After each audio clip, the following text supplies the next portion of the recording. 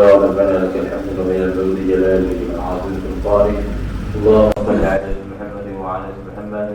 اللهم أعنا على ذكرك وشكرك وحسن عبادتك. اللهم إنا نسألك بنعمة تمامها ومن الصحة دوامها من الرحمة شمولها ومن الرحمة شمولها من الرحمة شمولها ومن العيش الغدا من العمي أسأل الإحسان أتمه. اللهم ربنا هب لنا من أزواجنا وذرياتنا قرة أعين واجعلنا للمتقين إماما. اللهم حاسبنا حسابا يسيرا. اللهم إنا نعوذ بك من الجهل للبلاء وضلق الشقاء وسوء القضاء وشهادة الأعداء. لا إله إلا أنت سبحانك إنا كنا من الظالمين. ربنا آتنا في الدنيا حسنة وفي الآخرة حسنة وقنا عذاب النار. وصلى الله على محمد وعلى آله وصحبه وسلم والحمد لله رب العالمين.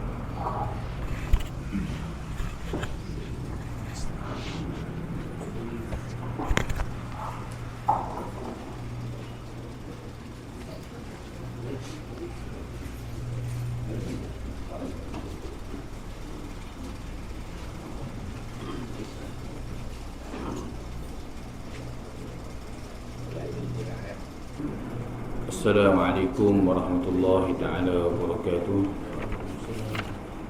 Alhamdulillah nahmadu subhanahu wa ta'ala ala asma'il husna wa sifatil ulya. Ashhadu an la ilaha illallah wahdahu la sharika lah. Ashhadu anna Muhammadan abduhu wa rasuluh. وفهمناها سليمان كلما آتينا حكما وعلما سخرنا مع دول الجبال يسبحن وتركنا فاعلين. يا حي يا قيوم يا رب موسى وهارون يا رب إبراهيم يا رب محمد صلى الله عليه أجمعين. اللهم ارزقنا فهما وحكمة والعقل وحظ برحمتك يا أرحم الراحمين. اللهم افتح علينا فتوح العارفين وارزقنا فهم النبيين والعلماء العاملين حفظ المرسلين وإمام المتقين برحمتك يا أرحم الراحمين. Alhamdulillah, syukur kita kepada Allah Subhanahu wa taala kerana pada pagi ini kita dipanjang umur lagi oleh Allah Subhanahu wa taala. Kita dapat duduk dalam ibadah, dalam ketaatan. Alhamdulillah bi ni'matihi tatimmu salihat. Pada pagi ini kita sambung lagi kitab kita ini. Qala al-muallif rahimahullahu ta'ala nafa'ana bi'ulumihi wa 'ulumina fid darain ya rabbal alamin.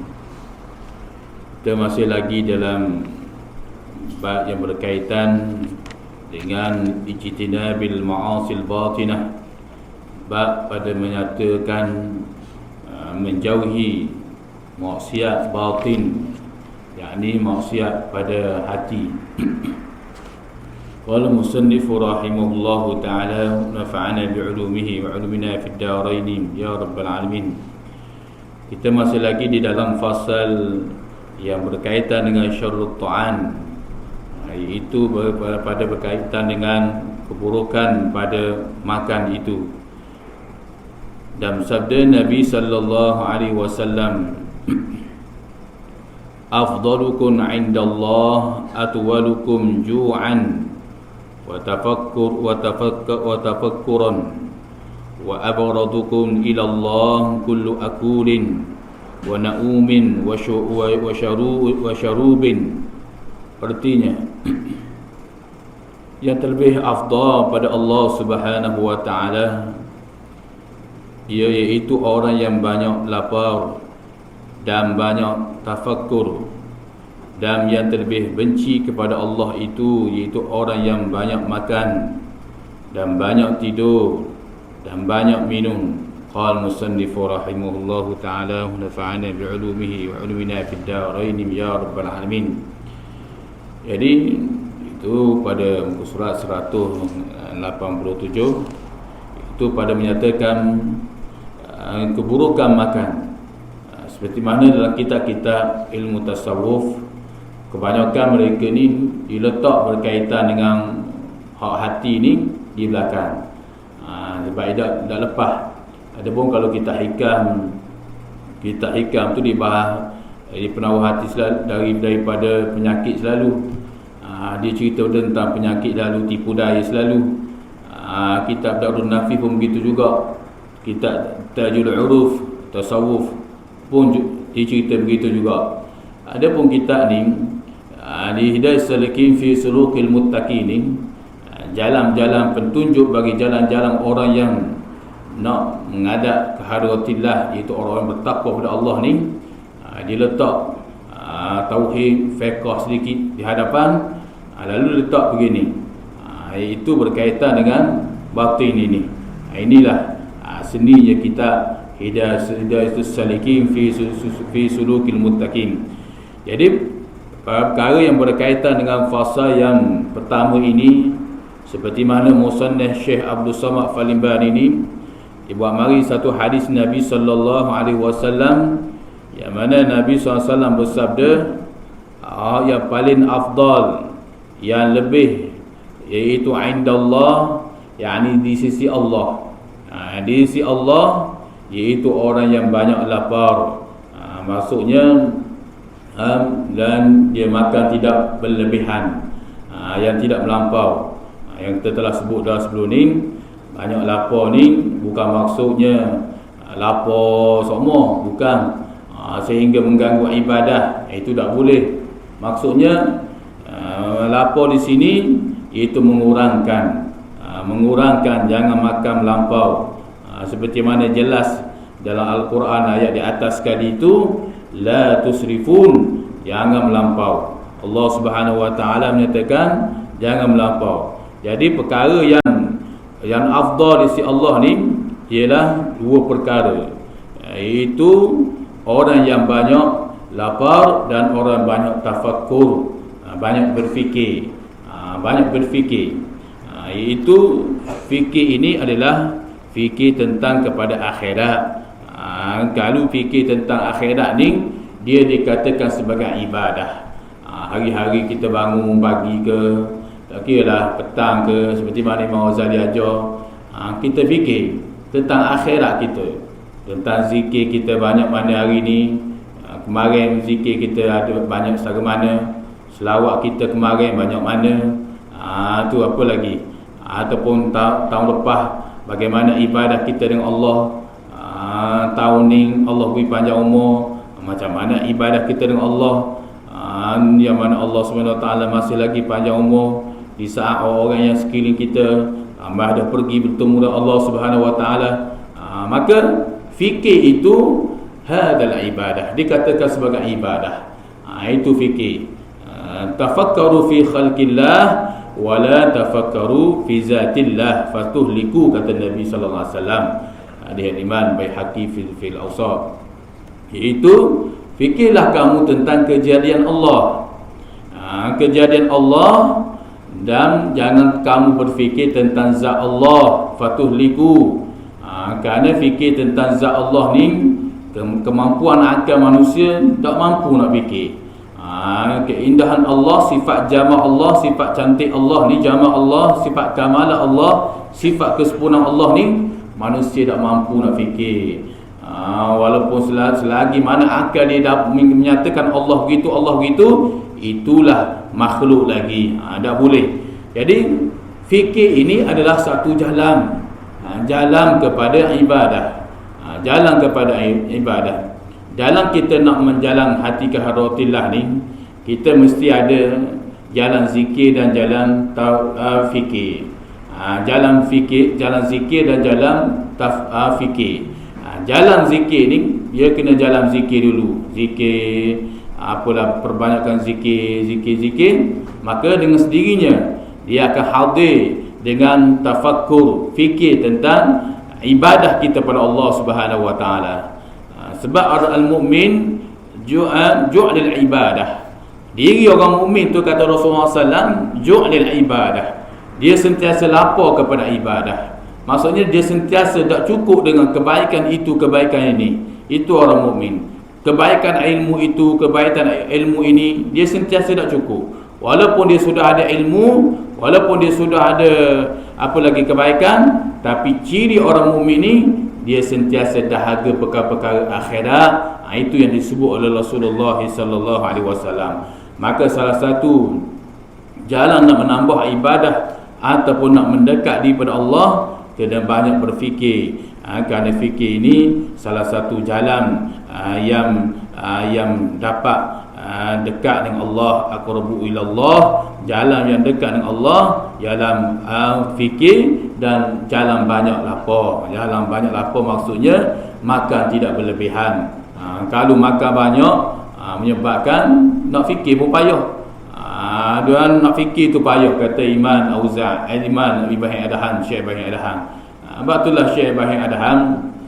Banyak lagi lah kalau kita baca perjalanan Dabbus Salihin, perjalanan orang soleh terdahulu. Mereka tu makan kacang sebelah, atau di kalangan para sahabat makan kurma sebelah. Itu mereka mengerjakan ibadah kepada Allah. Kita, kata Imam Ghazali, bukan nak suruh buat tahap tu. Kita ni manusia yang lemah, taklah sahabat tahap tu. Tapi sekurangnya ada ada cita-cita ke arah itu, maksudnya tidak makan yang melampau. Itu yang disebut oleh Imam Al-Ghazali rahimahullahu ta'ala. Qala musannifu rahimahullahu ta'ala, dan yang terlebih benci wa abghadukum ila Allah, iaitu kullu akulin wa na'umin wa syarubin. Dan barang terlebih benci kepada Allah itu ialah orang yang banyak makan. Banyak makan, tak boleh. Banyak makan ni makan melampau, yang berlebihan Allah Subhanahu wa taala benci, kerana ia membazir. Ia diri makan banyak ni, yang melampau ni, sehingga menyeksa tubuh itu, dikatakan sebagai iaitu tetap dikatakan membazir. Bagi ilmu tasawuf kata membazir. Ilmu fiqh menyatakan kalau dia makan benda tu, mereka kata ikut dia lah, tak masalah. Tapi ilmu tasawuf, ilmu nak penyucian jiwa, nak mendekat diri dengan Allah, iaitu bila makan banyak ni yang melampau, dikatakan jatuh barang syubhat yang telah sebut juga sudah sebelum ni. Yang mana dia jatuh pada jalan syubhat. Syubhat ni barang yang orang panggil panggil badan aqrabu ilallah tu, badan yang nak dekat dengan Allah tu dia jadi jauh. Jadi jauh sebab macam-macam lah. Bila makan banyak ni macam-macam, akan mari mengatuk ke, malah ke, yang telah disebut dah sebelum ni. Jadi sebab itulah para ulama dia berjaga dalam soal ni. Tak salah nak makan banyak ni, tapi jangan melampau. Tusrifu ni maksudnya yang melampau ni. Itu yang disebut oleh Nabi sallallahu alaihi wasallam. Dan perkara yang dibenci oleh Allah Subhanahu wa taala lagi di sisi Allah, itu banyak tidur. Wa na'umin, iaitu orang yang banyak tidur. Banyak tidur. Tidur semua, malam tidur, pagi tidur, siang tidur, petang tidur. Itu itulah kata ulama, seperti mana Syekh Izzuddin Abdussalam dalam kitab Maqasidus Shaum, dia menyatakan, kitab perbahasannya memang menariklah kitab dia tu. Dia menyatakan kalulah dikatakan bulan Ramadan itu adalah bulan yang diganda pahalanya di sisi Allah Subhanahu wa taala. Dan juga dikatakan tidur orang berpuasa itu ibadah. Tidur puasa itu ibadah. Tetapi bila tidur orang berpuasa itu melampau, dia jatuh pada makruh pula. Sedangkan bulan Ramadan itu bulan digandakan pahala. Tetapi memanglah tidur tu dia akan mengurangkan seorang tu lapar di bulan puasa dan sebagainya.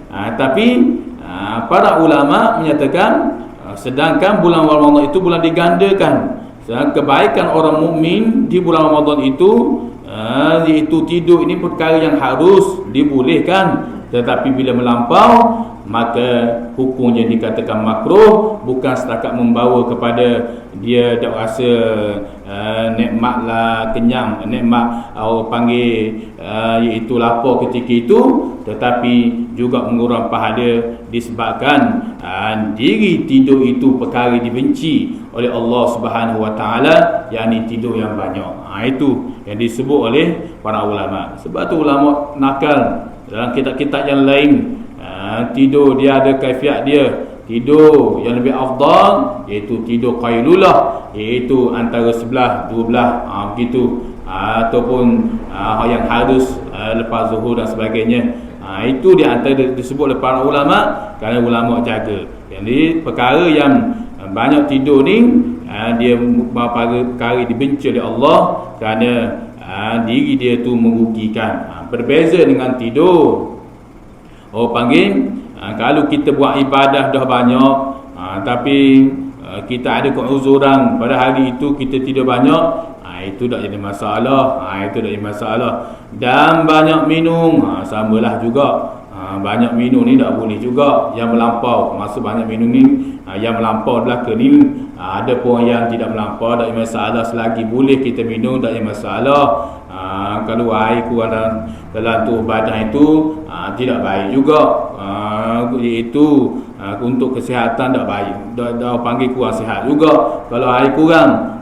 Jadi maksudnya yang melampau, itu yang disebut oleh Nabi sallallahu alaihi wasallam. Masalah jika ditanya, jika ditanya orang akan dikau apa qadar makan yang dipuji oleh syarak dan apa qadar makan yang dicela oleh syarak, yakni Allah dan Rasul, maka jawab olehmu, hei Salim, yakni orang-orang dalam jalan hati karatillah ni, bahawa qadar makan yang dipuji oleh syarak itu 3 darjat, yakni 3 martabat. Tu ini Syekh Abdul Samad Falimbani menyatakan makan yang iaitu jika orang tanya pada kita, dia duk sibuk tentang makan-makan ni, minum ni, tak boleh banyak ni, dah qadar mana, setakat mana? Maka jawab olehmu, kata Syekh Abdul Samad Falimbani nakal Imam Ghazali, iaitu darjat yang pertama, darjat siddiqin. Siddiqin ni iaitu apa? Iaitu terlebih tinggi, bahawa menyampai mereka itu atas memakan sekadar yang menguatkan atas ibadah pada Allah Subhanahu Wa Taala. Peringkat pertama siddiqin. Siddiqin ni orang yang benar, iaitu yang mana dia makan tu untuk menguat ibadat saja. Boleh begitu. Jadi kita boleh niat, batulah apa-apa makan pun niat ibadah. Itulah kalau sebut ini, telah kita sebut dah sebelum ini, makan ni adalah perkara adab. Makanan tu mengenyang. Asbab musabbab makanan itu mengenyang. Asbab musabbab api itu menghangus. Tu.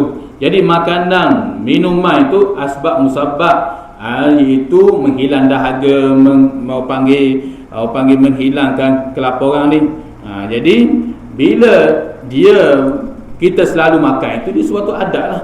Sebagai adab. Hebat orang mukmin ni, orang yang beriman kepada Allah ni, orang Islam ni, orang yang beramal Islam secara syumur dengan segala syariat Allah Subhanahu Wa Taala ni, hebat dia. Perkara adab dia boleh buat ibadah. Itu sebab hebat situ. Seperti mana disebut oleh Imam Al-Mawardi rahimahullahu taala. Hebat orang mukmin ialah perkara adab dia buat ibadah. Makan ni selalu adab, kita selalu adab maksud semua makan. Tapi kita buat ibadah. Macam mana? Niat. Tengok niat ibadah. Ini niat ibadah. Sebab itulah bila puak Ansar, puak Muhajirin berhijrah di Madinah, ia suatu adab. Dia adab. Sebelum ni dia hijrah dah. Tapi oleh kerana nak selamat keimanan dan Islam ni, dia berhijrah di kota Madinah. Jadi bila Rasulullah tengok keadaan begitu, Rasulullah nak menjadikan perhijratan dia itu sebagai ibadah. Lalu Rasulullah suruh dia memperbetulkan niat. Memanglah sebelum ni kerana Rasulullah takut dia berubah niat, sebab bila pergi hijrah di Madinah, orang Ansar menyambut dengan penuh kasih sayang, berbagai bentuk dia bagi kepada golongan muhajirin ini tentang harta benda dan macam-macam lagi lah keistimewaan diberi kepada muhajirin ini. Tapi dalam perbahasan ulama hadis yang lain nyata juga Rasulullah nak menjadikan hijrah para muhajirin itu sebagai ibadah. Itu sebagai ibadah. Maka sebab itulah bentuk hebat orang mukminin iaitu buat ibadah kepada Allah Subhanahu wa taala. Bekerja, ada cari nafkah itu memang diri itu nafkah itu sendiri adalah wajib, tetapi nak menambahkan ibadah lagi niat kerana Allah Subhanahu wa taala. Tu jadi ibadah. Itu di antaranya. Apa lagi? Menyapu. Dia menyapu, dia bergerak depan rumah dia. Tu menyapu itu sebagai adat dia. Pagi-pagi dia menyapu, petang-petang dia menyapu, balik kerja dan sebagainya. Dia menyapu. Itu sebagai ibadah, itu sebagai adat dia. Dia nak bersih rumah dia. Tu dia menyapu dalam rumah dia, hari-hari dia ni suka kemah rumah. Ada sudah suka tengok sapah dan dia kemah rumah dia. Itu sebagai adab hari-hari.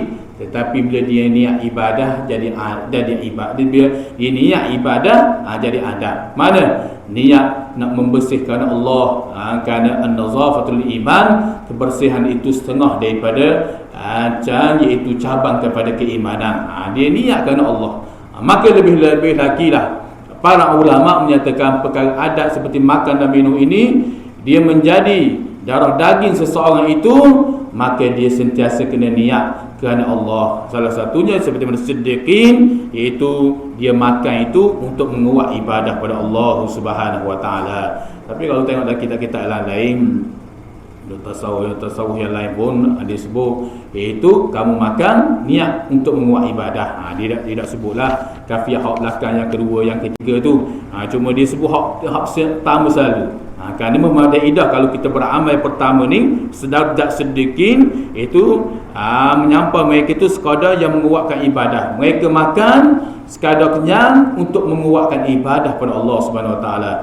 Mereka makan begitu. Jadi kita bila kita makan, bila kita minum, maka hendaklah jangan lupa selain kita baca bismillahirrahmanirrahim, niat dalam hati kita iaitu diri aku makan ini untuk menguat ibadah. Ibadah ni tak mestinya kita sembahyang sunat saja. Maksudnya kita zikrullah. Kalau tak makan nak zikir pun tak erak rasa. Misal kata nak selawat pun tak erak ada suara sebab kurang minum, kurang dan sebagainya. Jadi boleh niat di situ kata para ulama. Kedua iaitu bahawa memakan pada hari semalam setengah mud, yakni setengah daripada 1/4 gantang fitrah, iaitu kita kata demikianlah yang diadat oleh Sayyidina Umar Ibn Khattab radhiyallahu anhu dan daripada beberapa jemaah daripada sahabat Nabi sallallahu alaihi wasallam radhiyallahu anhum, kerana makanan mereka itu pada tiap-tiap 7 hari 1 gantang fitrah daripada syair, yakni daripada gandum. Jadi hak yang kedua ni iaitu kita mudah cerita panggil 1/3 1/4 ni dia makan 1 pinggang saja. Dia pakai makan sepinggang. Pinggang tu tak penuh lah. Tak penuh tu. Dia makan ada idah. Di para sahabat Nabi SAW, dia kias kepada para sahabat khususnya Sayyidina Umar Ibn Khattab, mereka ni dia makan dengan iaitu dengan 1 mu daripada gantang, iaitu 1/4, iaitu makanan, diri makanan itu sendiri. Itu mudah ulama buat kiasan, buat balik perbahasan balik ni, iaitu dia makan 1 pinggang saja. Maknanya itu berkaitan dengan Sayyidina Umar Ibn Khattab ataupun para sahabat Nabi SAW. Boleh juga kita nak buat begini. Dah saya nak beramal hak yang sebelum ni boleh tak? Saya panggil saya makan dah sepinggang. Kalau saya nak tambah lagi sebab berasa lapar lagi misal kata, ataupun mari selera lagi, boleh ke tak? Boleh. Tapi syaratnya ambil hak niat tadi itu. Itu perbahasan kita lain lah. Ambil niat tadi mana? Niat untuk ibadah. Niat untuk ibadah, untuk menguat ibadah boleh. Sebab tu para ulama sebut kebanyakan hak pertama tadi. Hak pertama tadi maksudnya dia nak makan maknanya selagi dia puasa lapar ataupun dia panggil dia lapar lagi, dia makan dah tapi dia puasa lapar lagi, maka niat hak tadi, niat untuk menguat ibadah pada Allah Subhanahu Wa Taala. Dia tengok dia sudah kenyang dah, tiba-tiba dia tengok ada makanan lagi teringin, dia tengok ni, maka niat untuk ibadah pada Allah, mudah je Islam. Itu yang disebut oleh Imam Rafi'i rahimahullahu taala. Itu tapi syaratnya jangan melampau. Itu maknanya siapa dak dia nak menyawa, siapa geliat sini geliat sana, itu bukan dah cara dia tu. Itu bukan. Sebab itulah bila disebut ditanya seorang ulama seperti mana Imam Fudail bin Iyad rahimahullahu taala, dia menyatakan hendaklah hendaklah kamu makan beradab. Beradab bukan beradab yang mana ada akhlak, ada akhlak lah. Beradab mana akhlak, bukan beradab yang biasa tu, iaitu hendaklah kamu makan beradab. Bila orang tanya dia, wahai Syekh, macam mana kamu makan beradab itu? Maka dia jawab, kamu makan ketika lapar dan kamu iaitu kamu berhenti sebelum kenyang. Itu akan memberi aslah kepada tubuh badan kamu. Itu Imam Syekh Fudail bin Iyad rahimahullah taala, pernah orang tanya dia kata hendaklah kamu makan itu beradab, yakni berakhlak. Bila orang tanya bagaimana pula makan berakhlak, iaitu berperangai akhlak yang baik ni macam mana? Tujuan dia kata untuk mengaslahkan tubuh badan kamu ni macam mana? Dia kata Syekh Imam Fudail bin Iyad rahimahullahu taala, seorang ulama yang hebat, dia kata kamu makan ketika kamu lapar sahaja dan kamu iaitu kamu berhenti sebelum kamu kenyang. Itu yang disebut oleh Imam Fudail bin Iyad rahimahullahu taala. Qala musannifu rahimahullahu taala, nafa'ana bi'ulumihi wa 'ulumina fid darain ya rabbal alamin. Ketiga, bahawa ia makan pada sehari semalam itu satu mu, yakni 1/4, yakni 1/4 juga kantang fitrah, dan memakan yang terlebih daripada ini iaitu keluar daripada orang yang nak menjalani akan jalan kepada Allah Ta'ala lagi dicela oleh syarak. Jadi Syekh Abdul Samad Falimbani menyatakan iaitu yang ketiga ni panggil, kalau hak yang kedua tadi sepinggang, maknanya hak yang ketiga ni 1/4 kata ni dobit di sini iaitu lebih sikit, banyak sikit, dia tambah sikit ni, maknanya lebih sikit lah, iaitu keluar daripada jalan dan menjalani akan jalan kepada Allah Subhanahu Wa Taala lagi dicela. Maksud dicela yakni yang melampau. Itu ini kitab Syekh Abdul Samad Falimbani. Dan kalau kita tengoklah kitab-kitab Ihya Ulumuddin, kitab-kitab yang lain menyatakan syaratnya tidak banyak, jangan melampau. Nak makan apa makanlah selagi perkara tu halal, selagi lebih lagi ia thayyibah, ia perkara baik, makan. Tapi yang besar, yang fadilah besar ialah mesti niatkan Allah Subhanahu Wa Taala untuk ibadah pada Allah. Bukan makan saja, minum pun begitu juga. Kita minum selain kita baca bismillahirrahmanirrahim, maka kita niat iaitu dengan ibadah pada Allah Subhanahu Wa Taala. Ataupun boleh juga kita nak beramal dengan yang diajar. Saya ingat dulu dalam kita tengok bila kita mengaji, kita tengok rupanya ada dah kitab, banyak kitab, dalam kitab-kitab disebut kafiat tu.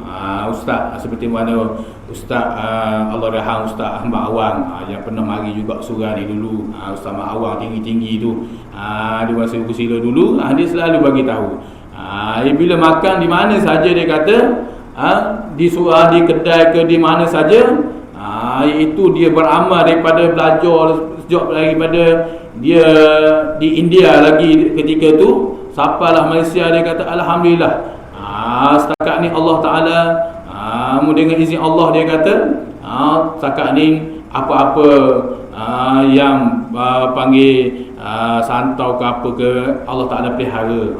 Tu dia kata bacalah sebelum makan tu, jangan tinggal. Selain kita baca Allah mabarik lana tu, jangan tinggal bismillahilladzi la yadurru ma'asmi syai'un tu. Tu Ustaz Ahmad Awang lah. Allah dah Ustaz Ahmad Awang selalu berpesan semua. Masih ingat Siratul Akhlak. Salah satu Dabbus Salihin, tidak katalah Dabbus Salihin, tapi dalam kitab sirah dia mengajar di sila itu. Tapi dalam kitab-kitab lain, bila saya tengok dalam kitab hadis pun menyatakan setengah perjalanan orang solat terdahulu mereka tidak sunyi membaca Bismillahilladzi la yadurru ma'asmihi syai'un fil ardi wala fis sama' sampai habis. Baca tu. Kita nak makan di mana pun, tu mudah-mudahan Allah Taala pelihara. Ini ikhtiar kita. Dah saya makan, saya kena juga penyakit, itu Allah panggil sebagai ujian daripada Allah. Tetapi sebagai sunnah littiba'in Nabi, nak mengamal doa-doa yang warid daripada hadis. Sebab doa bismillahilladzi la yadurru tu adalah doa yang warid dalam hadis Nabi sallallahu alaihi wasallam. Dia merupakan warid daripada hadis Rasulullah adalah la ikhtilaf lil ulama, tidak ada ikhtilaf di kalangan para ulama. Jadi moleklah kalau kita nak beramal, nak minum air, ataupun hak Nabi ajar 3 pagi 3 petang 3 dah akan selamat tu, itu molek juga. Tapi rupanya apa yang disebut oleh Allah mudah-mudahan Allah Subhanahu Wa Taala sentiasa merahmat kepada dia, iaitu dia menyatakan dia selalu baca. Bahkan Syekh Maulana dia masa dia mengaji di India ketika itu begitu. Dan bukan itu saja, ada lagi selain ni ada lagi di Kelantan, Syekh Wazi seorang ulama muhaddis yang hebat. Ada lagi lah ni. Yang mana dia ketika itu dia mengajar dalam kitab panggil dalam kitab di Masjid Muhammadi. Dia juga mencerita tentang kelebihan bismillahilladzi la yadurru ma'asmihi. Ketika dia membahas hadis Nabi sallallahu Rasulullah sallallahu asbaha, barang siapa yang berpagi dia kul, lalu dia berkata bismillahilladzi la yadurru ma'asmihi syai'un sampai habis.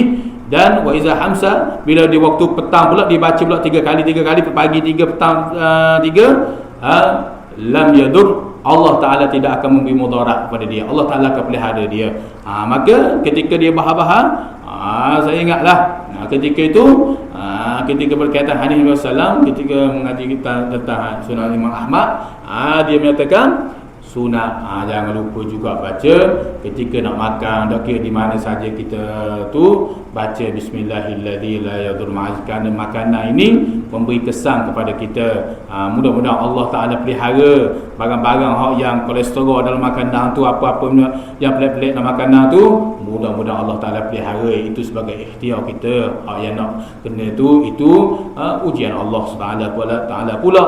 Tapi sebagai bukti kita ni nak beramal dengan sunnah Rasulullah sallallahu, nak beramal dengan ayat ataupun waridan Nabi sallallahu, suatu doa yang diwarid daripada hadis Rasulullah, maka sudah mendapat pahala besar dari sisi Allah Subhanahu Wa Taala. Itu di antaranya disebut oleh para ulama berkaitan dengan hadis Nabi sallallahu yang kelebihan, dan banyak lagi lah doa-doa yang warid daripada hadis Nabi sallallahu. Itu di antaranya doa yang selalu dibaca semua oleh Allahyarham Ustaz Ahmad Awang ketika dia mencerita tentang kelebihan bismillahilladzi la yadurru ma'asmihi.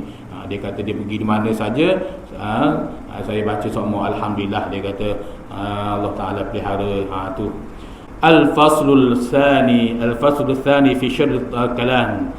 Bermula fasa yang kedua pada menyatakan keburukan kalam, keburukan berkata-kata. Jadi kita berhenti di sini. Mudah-mudahan apa yang kita dengar pada pagi ini menjadi manfaat kita semua, dan mudah-mudahan menjadi ilmu kita pada pagi ini menjadi amal soleh yang sangat dicintai oleh Allah Subhanahu Wa Taala. Wallahu a'lam. Azmi syaitanir rajim. Bismillahirrahmanirrahim. Ya Rabbana lakal hamdu kama yanbaghi li jalali wajhikal azim sultanik. Allahumma salli ala Muhammad wa ala Muhammad. Allahumma aghnina bil ilm wa zayyina bil hilm wa akidna bit taqwa wa jimna bil afiyah. ربنا آتنا في الدنيا حسنة وفي الآخرة حسنة وقنا عذاب النار وصلى الله على محمد وعلى آله وصحبه وسلم والحمد لله رب العالمين. السلام عليكم ورحمة الله تعالى وبركاته.